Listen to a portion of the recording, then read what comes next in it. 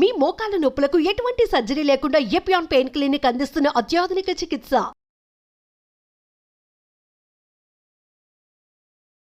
నమస్తే, అందరూ బాగున్నారా? నేను చాలా బాగున్నాను. నేను మీ వసంతలక్ష్మి, యోగా మాస్టర్ ట్రైనర్. ఈ మధ్యకాలంలో కాన్స్టిపేషన్ ఇష్యూస్ చాలా ఎక్కువైపోతున్నాయి, డైజెషన్ ఇష్యూస్ చాలా ఎక్కువైపోతున్నాయి. ఏది తిన్నా అరగడం లేదంటారు. రాళ్ళు తిన్నా అరాయించుకునే వయసు మనది.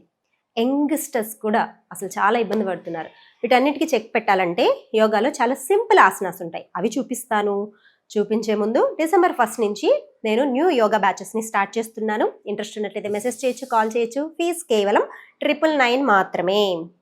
సరే, ఆసనాలు చాలా సింపుల్గా ఉంటాయి. ఈ ఆసనాలతో పాటు చిన్న చిన్న మనము హెల్త్కి సంబంధించిన ఫుడ్ ఐటమ్స్ కూడా, ఆయుర్వేదిక్ అనుకోండి, హోమ్ రెమెడీస్ అనుకోండి, అవి ఫాలో అవ్వాలి. అది వీడియో చివరిలో చెప్తాను. ఫస్ట్ అయితే ఆసనాలు చూసేద్దాం మెల్లగా. అసలు ఫస్ట్ థింగ్ ఇక్కడ నేను ఢంకాపదంగా చెప్పాల్సిన విషయం ఏంటంటే, ఇప్పుడు ఎవరు కూడా ఇండియన్ టాయిలెట్స్ని యూస్ చేయడం లేదండి. వెస్ట్రన్ టాయిలెట్స్ యూస్ చేయడం మొదలుపెట్టినప్పటి నుంచే అన్ని హెల్త్ ఇష్యూస్ వస్తున్నాయి.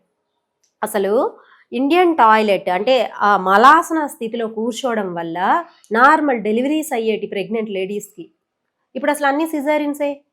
అంటే డెలివరీ అనేది పునర్జన్మతో సమానం. డెలివరీనే నార్మల్ చేయగలిగేంత మలాసన మనకి ఎంత హెల్త్ ఇవ్వగలుగుతుంది? అసలు కాన్స్టిపేషన్ కానీ, డైజెషన్ కానీ ఇట్లాంటివి ఏ ఇష్యూస్ లేకుండా చూసేది మలాసన. సో ఇప్పుడు నేను మలాసనాలో వేరియేషన్స్ చూపిస్తాను.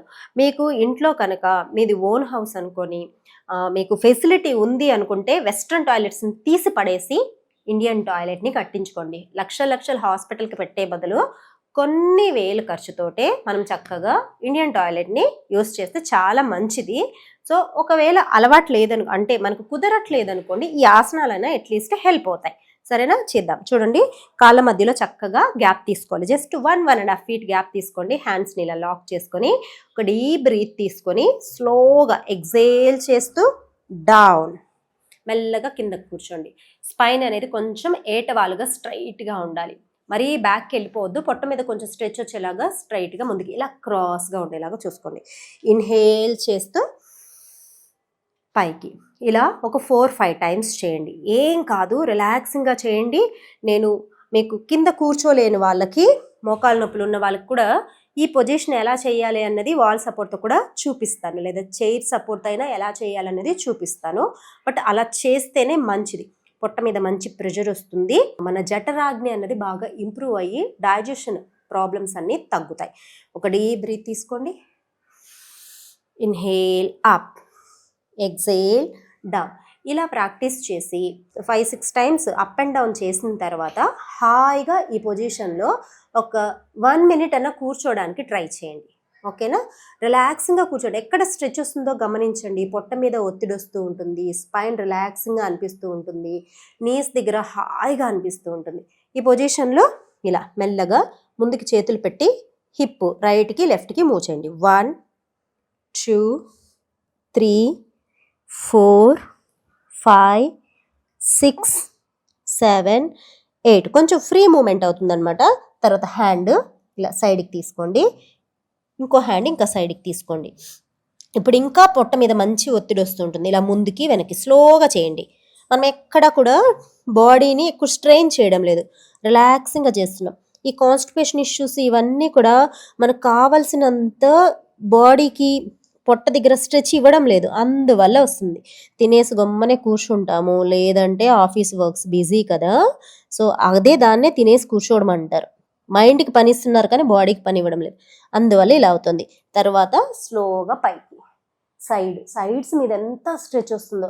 ఈ ఆసన బాగా డైజెషన్ ఇంప్రూవ్ చేసి మనకు పొట్ట చుట్టూ ఉన్న కొవ్వును తగ్గించడానికి కూడా ఉపయోగపడుతుంది. రిలాక్సింగ్గా చేయండి, స్లోగా హాయిగా స్ట్రెచ్ని ఫీల్ అవుతూ చేయండి. అసలు ఈ సైడ్స్లో ఎంత స్ట్రెచ్ వస్తూ ఉంటుందో హాయిగా ఉంటుంది.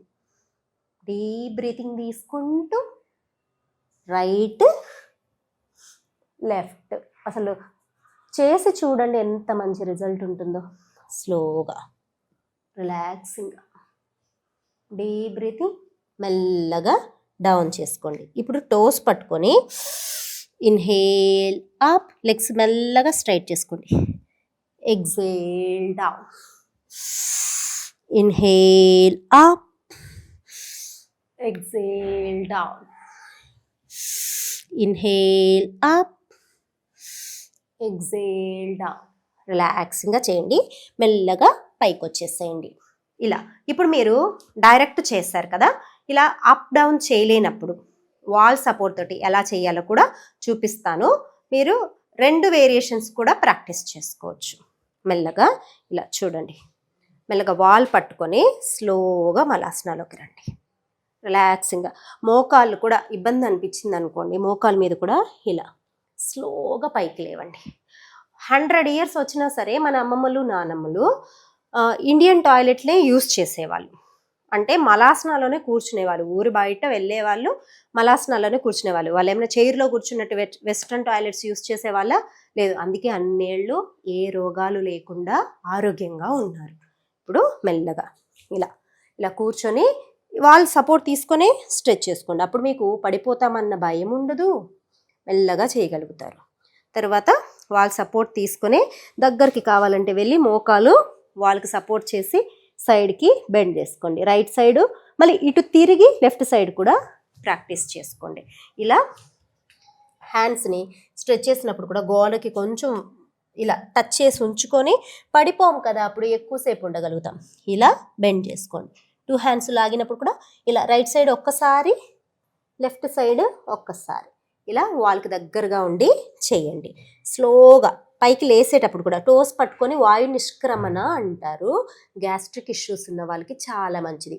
ఆ వాయు నిష్క్రమణ చేసేటప్పుడు కూడా ఒక టో పట్టుకోండి, మెల్లగా ఇన్హేల్ అప్, మెల్లగా డౌన్ చేసుకోండి.